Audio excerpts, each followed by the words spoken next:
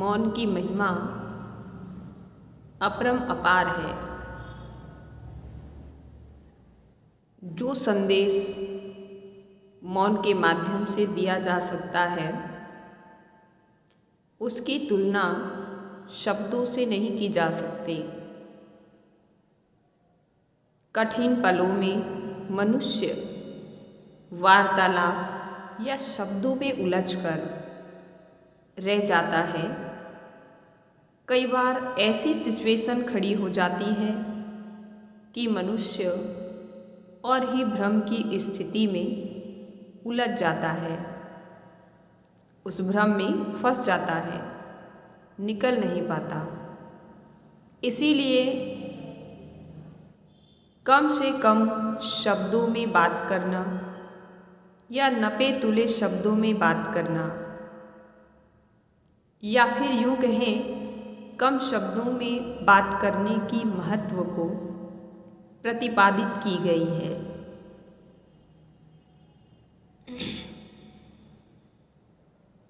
और मौन जो है इससे एक कदम आगे है। चाहे आप कितना भी सोच समझकर नाप तोल कर बात करें, उसकी अपेक्षा मौन जो है वो सबसे बेस्ट है कि हम मौन के माध्यम से भी संदेश दे सकते हैं।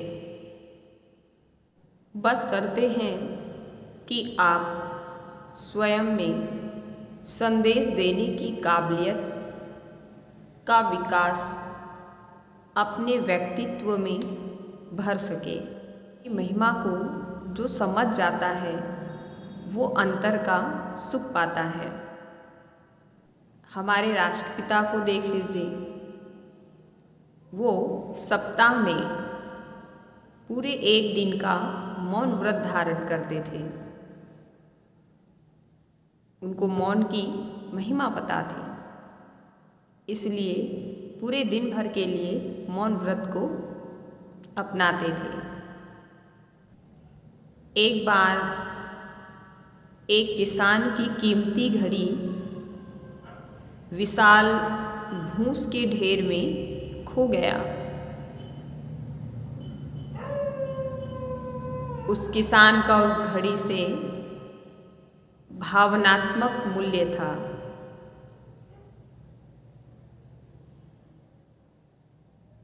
उस घड़ी को उस किसान ने बहुत ढूंढा लेकिन नहीं मिला। यहाँ तक ढेर सारे बच्चों को इकट्ठा करके शर्तें व इनाम रख करके भी उसने उस घड़ी को ढूंढने की कोशिश की, लेकिन वो घड़ी नहीं मिला।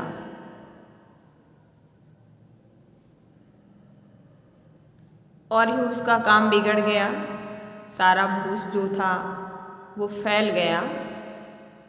उस घड़ी को ढूंढ पाना असंभव हो गया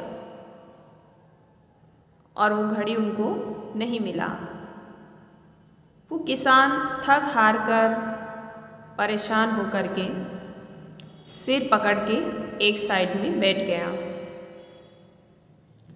थोड़ी देर बाद एक छोटा सा बालक फिर से आया और उसने उस किसान से कहा, क्या मैं मदद करूं? पहले तो वो किसान उस बालक के कद को देखा,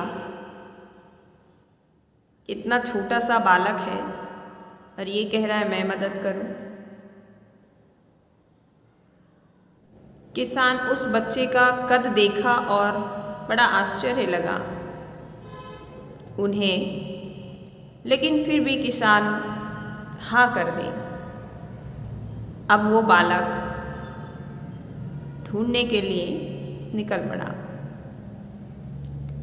थोड़ी देर बाद वो बालक जो है किसान की घड़ी को हाथ में लेकर आया और उस किसान के हाथ में थमा दिया। किसान को बड़ा वंडर लगा। किसान ने आखिरकार पूछ ही लिया कि ये तुमने कैसे किया। इसे मैंने बहुत कोशिश किया, ढूंढा, लेकिन मुझे नहीं मिला। कि तुम तो थोड़े समय में ही कर दिखाया ये। वो बालक उत्तर में जवाब देता है कि मैंने ज़्यादा कुछ नहीं किया, मैं तो सिर्फ इस धरती पर अपना कान गड़ा के बैठ गया था ताकि मैं उस घड़ी की टिक टिक आवाज़ को सुन सकूं। क्योंकि अस्थिर मन से या अस्थिर मस्तिष्क से कई गुना शक्तिशाली मौन होता है। अगर हम बिल्कुल शांत होकर के स्थिर मन से ढूंढने की प्रयास करें तो बहुत आसानी से मिल जाता है। ठीक इसी तरीक़ा से हर किसी के साथ ऐसी घटनाएं होती रहती है कि हमारा मन अशांत, अस्थिर और परेशान रहता है। और इस टाइम पर अगर हम कहीं तीर साधते हैं, निशाना लगाते हैं, तो अक्सर वो चूक जाता है, उसमें सफलता नहीं मिलती। तो हम प्रतिदिन कम से कम 1 घंटा अपने मन को स्थिर करें, बिल्कुल डीप साइलेंट में। ऐसे करने से हमारी मस्तिष्क का जो गति है वो बहुत तीव्र हो जाता है। इसीलिए मौन की महिमा, शक्ति शब्दों से कहीं ज़्यादा शक्तिशाली होती है। हमें घड़ी को जब भूस के ढेर से ढूंढ सकते हैं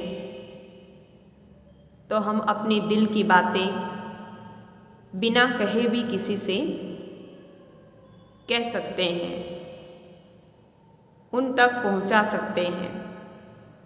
क्योंकि मौन में वायरलेस पावर होती है,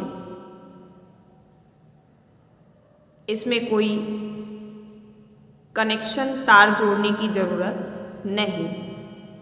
इसलिए जितना हो सके अपने मन को स्थिर करने की कोशिश करें, चाहे 1 घंटे में या 1 घंटे के लिए दिन में आप मौन जरूर रहें। मौन से आपकी मन शक्तिशाली, पावर और स्थिर होती जाएगी। ठीक उसी तरह जिस तरीक़ा से शांत जल में हम गहराई तक देख सकते हैं, और अगर उसमें पत्थर फेंक दिया जाए, वो अस्थिर हो जाए, लहरें उत्पन्न हो जाएं, तो उस जल से हम गहराई तक देखने की अपेक्षा नहीं कर सकते।